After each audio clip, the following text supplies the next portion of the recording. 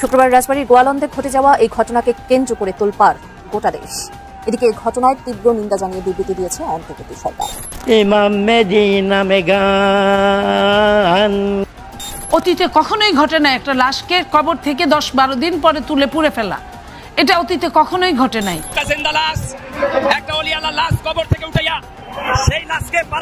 সেই নুরা পাগলকে তৌহিদি জনতা নামক লোকেরা কবর থেকে কবরটা ভেঙে কবর থেকে উঠাইয়া তার লাশকে খুলনা এবং রাজবাড়ীর মহাসড়কে পেট্রোল দিয়ে পুড়িয়ে দেওয়া হয়েছে। কিন্তু আসলে কি ঘটেছিল রাজবাড়ীর গোয়ালন্দে? বাংলাদেশে নুরা পাগলার দরবারে হামলার ঘটনার রেশ কাটতে না কাটতে নতুন মোড় এসেছে।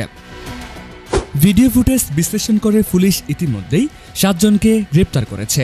এই ঘটনা এখন সারা দেশে আলোচনার কেন্দ্রবিন্দুতে। আজ আমরা জানব কারা এই গ্রেপ্তারকৃতরা, কেন এত বড় হামলা হলো, আর সরকারের প্রতিক্রিয়া কি। কয়েকদিন আগে রাজবাড়ীর গোয়ালদহ উপজেলায় নুরা পাগলার দরবারে ভয়াবহ সংঘর্ষ ঘটে। শত শত মানুষ দরবারে হামলা চালায়, ভাঙচুর হয়। সংঘর্ষে প্রায় 50 জন আহত এবং রাসেল মোল্লা নামে এক যুবক নিহত হন। সবচেয়ে আলোচিত বিষয় ছিল কবর থেকে মরদেহ উত্তোলন ও পরে ফুরিয়ে ফেলার ঘটনা। এই ভয়াবহ ঘটনাকে কেন্দ্র করে দেশ জুড়ে সৃষ্টি হয়েছে চাঞ্চল্যর। একটা ওলিয়ালা লাশ কবর থেকে উঠাইয়া সেই লাশকে পাড়াইয়া সেই লাশকে পিটাইয়া সেই লাশকে জায়গায় পড়াই দেওয়া হয়েছে সেই উগ্রপন্থী জঙ্গি গোষ্ঠীরা। পুলিশ তদন্ত শুরু করে এবং সিসিটিভি ও মোবাইল ভিডিও ফুটেজ সংগ্রহ করে। সেসব ভিডিও ফুটেজ বিশ্লেষণ করে পুলিশ নিশ্চিত হয় হামলায় কারা সরাসরি জড়িত ছিল। এরপর বিশেষ অভিযানে মোট 7 জনকে গ্রেপ্তার করা হয়েছে। পুলিশ জানিয়েছে গ্রেপ্তারকৃতরা হামলার মূল পরিকল্পনায় ও বাস্তবায়নে ভূমিকা রেখেছিল। এই ঘটনায় নিহত রাসেল মোল্লার পরিবার শোকে ভেঙে পড়েছে। রাসেলের বাবা অভিযোগ করেছেন তার ছেলেকে পরিকল্পিতভাবে হত্যা করা হয়েছে। তিনি দ্রুত বিচার দাবি করেছেন এবং বলেছেন, আমার ছেলেকে হাতুড়ি দিয়ে পিটিয়েছে, কুপিয়েছে, আমি ন্যায় বিচার চাই। হাসপাতালে জালো বেশি মারছে, হাসপাতালে জালো বেশি মারছে, হাসপাতালের ভিতরটা বাইক করে নিয়ে মারছে বেশি, ওইখান থেকেই মারা গেছে। এই বক্তব্য মানুষের হৃদয় স্পর্শ করেছে এবং ঘটনাটিকে আরও আলোচিত করেছে। সরকার ইতিমধ্যেই এই ঘটনাকে অমানবিক ও ঘৃণা বলে নিন্দা জানিয়েছেন। সেনাবাহিনী, র্যাব ও পুলিশ এলাকায় টহল জোরদার করেছে। প্রশাসনের পক্ষ থেকে আশ্বাস দেওয়া হয়েছে দোষীদের ছাড় দেওয়া হবে না।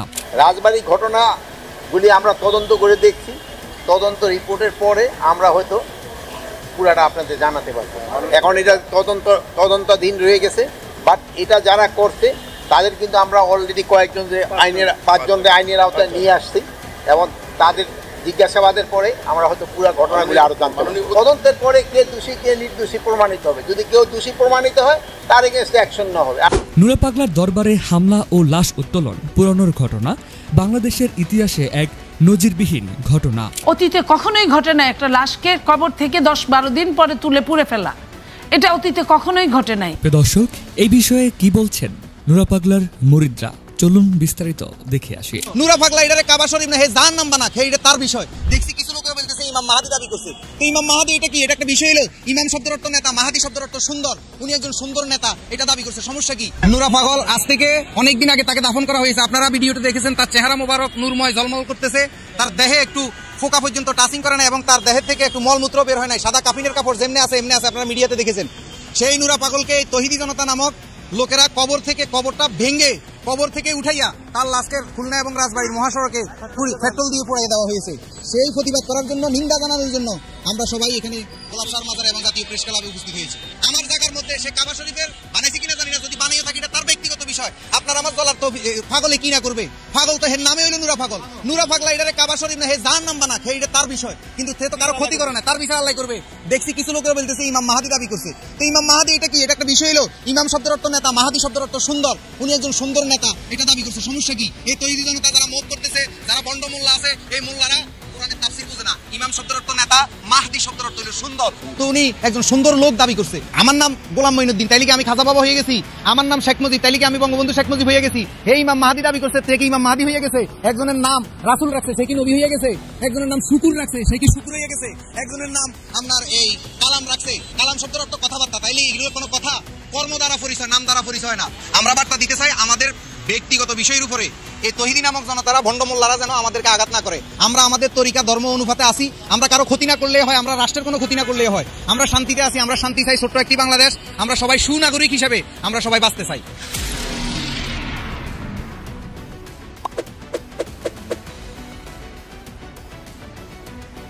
শরীয়তপুর রাজবাড়ী গোয়ালন্দনে দেখেছেন একজন অলির মাজার থেকে লাশ উঠিয়ে যদি সে মুমিন ব্যক্তি না হয়তো লাশ পড়ে ঘুরে সারখার হয়ে যাইত।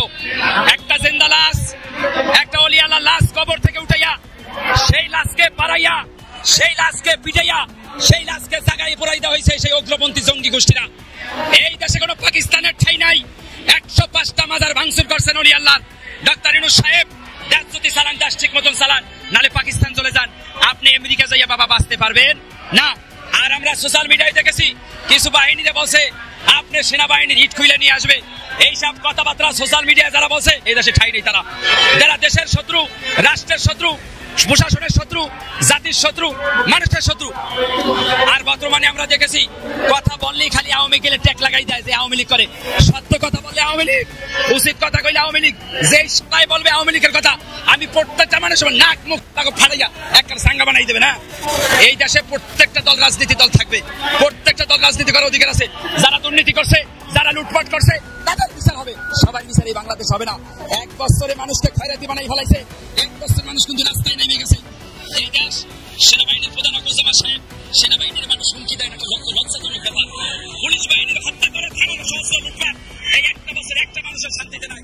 এই দেশ জঙ্গিবাদ করতে দেওয়া যাবে না, পাকিস্তান বানাই যাবে না। এই দেশ 71 সালের মুক্তিযুদ্ধের দেশ। এই দেশ ওলি আল্লাহর দেশ। যে দেশে মানুষের মিডিয়ার সামনে বলতে পারে যে একটা একটা করে তারা ঘুরে আসবে। এই সেনাবাহিনী ওনার কথা যারা বলছো, তোমাদের বাড়ির ইট একদিন থাকবে না। জঙ্গিবাদের এই দেশে কোনো ঠাঁই নাই। যদি ইসলাম হয় কল্যাণের পথে আসো, যদি ইসলাম হয় শান্তির পথে আসো। রক্কাটা দিয়া গালি ভাঙ্গা কোনোদিন ইসলাম জারি করা যাবে? ইসলাম হইলে শান্তির বাণী। ডাক্তার ইউনূস সাহেব বাবাজি, কালকে আমরা রাজবাড়ী গোয়ালন্দন থানায় দেখেছি সেই নুরি বাংলার মাঝে একজন মুসলমানের লাশ কবর থেকে উড়াইয়া ফেলাতেছে। এইরকম কাজ আবু জেহেল আর কাফেরও করে। এই তৌহিদি জনতা নামে যে জঙ্গি গোষ্ঠীরা, উগ্রপন্থীরা, সন্ত্রাসী, সারা বাংলাদেশে লুটপাটের বাটি, তারা কোনোদিন মুসলমানের দিকে অন্তর্ভুক্ত হইতে পারে?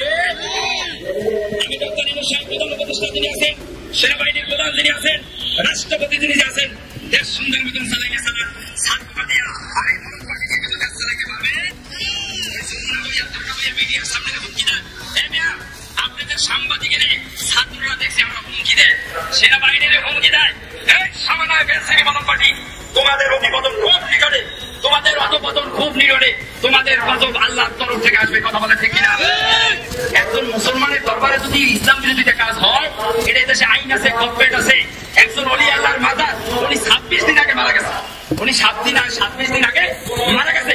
আচ্ছা ভাই, 26 দিন পর্যন্ত কোন মানুষের নাচি জিন্দা থাকে? 26 দিন পর্যন্ত কোন মানুষের লেনদেন জিন্দা থাকে? উনি আল্লাহর অলি 26 দিন পরে ওনার জিন্দা লাশ একটা মরা লাশের ভাই ফিরেছে। কত বড় টুপিয়ালা পাঞ্জাবিয়ালা মানুষ। এরা মসজিদের ভিতরে বলৎকারের সাথে জড়িত, এরা মাদ্রাসার সাথে বলৎকারে জড়িত। ছোট ছোট বাচ্চাদের বলৎকার করে ফুটকি লাল বানাই ফেলাইছে। যখন বাচ্চা পোলা বাচ্চাকে সে ফুটকিতে আর পুরাই না, তখন বাবা মায়ের বয়সে আমার হুজুর উপকার ডাইরেক্ট বলি, ডাইরেক্ট আমি হঠাৎ আমি সেদিন মারা গেছি।